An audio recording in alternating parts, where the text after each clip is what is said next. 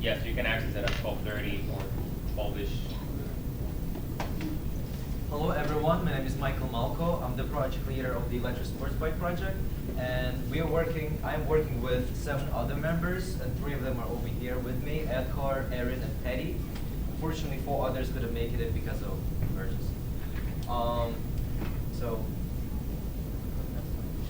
So I decided that it would be a great idea to show you just a poster from STEM C Squared that was this year on May 14th. It was a big event, and this is the poster that we used, and it's a great visual aid to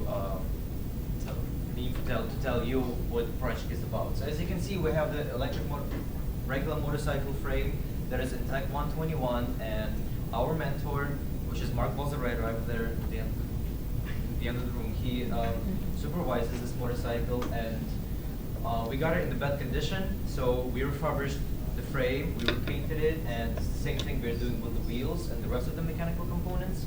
And as you can see, we have the main electrical components that are required for the for the electric vehicle to function, like battery management system to manage the battery performance, controller that is gonna control the motor, which is gonna propel the motorcycle, and the contactor, which is safety relay for a vehicle, and of course the charger to charge the batteries. Yeah.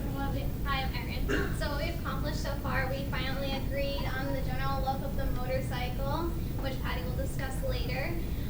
We cleaned all the existing parts of it. We have almost got all the parts to finally build it. As you see here, we just finished building our cardboard cutout so we can have a better understanding how all the parts will work together and fit inside the bike. We finished our wire diagram, so now we know how we'll finally put it all together. And we just finally finished discharging the battery today. Yeah, this is the wire diagram that Aaron was talking about.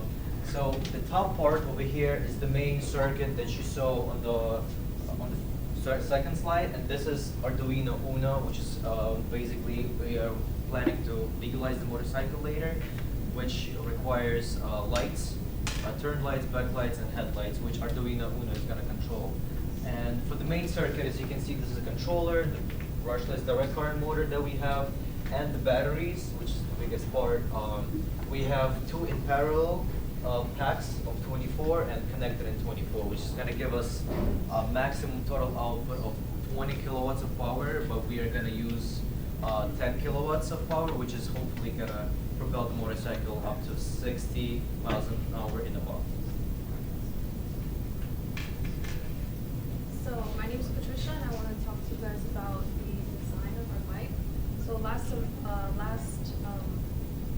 semester, but last summer, when we were working on the design, we didn't have every single part yet, so we didn't know exactly how wide to make it. We didn't know the exact dimensions to work with.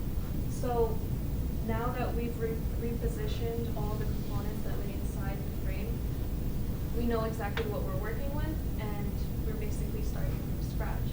So we're keeping 2 things in mind: simplicity and efficiency. And we're working with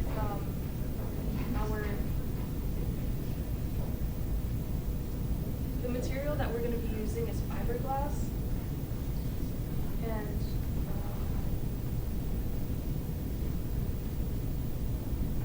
actually completely forgot what this is. And also the other part that we are taking into consideration while we are making this motorcycle is we are not using the water cooling, but instead we're using air cooling for simplicity, which means we have to take into account all the parts of the body work in order to direct the current flow into the specific components and cool each of them individually, which is going to improve the efficiency. And we also want to utilize as much of the original bodywork that we have. So we're going to keep the gas tank, and we're also going to keep the seats. Okay, so my name is Edgar Hernandez. I'm going to be talking about the charger. It's a very important component of the motorcycle. So right now we have a level 1 charger. It's very convenient and easy to use. You can pretty much plug it in any common that you can find. So if you're riding the motorcycle and you run out of charge, you can just pull up anywhere and plug it into any wall pretty much. The downside is that it is very slow to charge. Right now it takes about 8 to 9 hours to charge. And we're looking to upgrade to a level 2 charger, which will decrease the charging time to maybe 2 to 3 hours. And it will still remain convenient where you can still plug it anywhere. You don't need a charging station. So it'll be very good for the motorcycle. And as our future plan is to finalize the design, to finalize and actually manufacture the mounts for each single component, test run the motorcycle and get the data, and further on keep improving or creating a new legalized motorcycle for the world. Yeah, it goes faster. Faster better. Yeah, Aaron wants to go 200 miles an hour. That's it. Do you guys have any questions?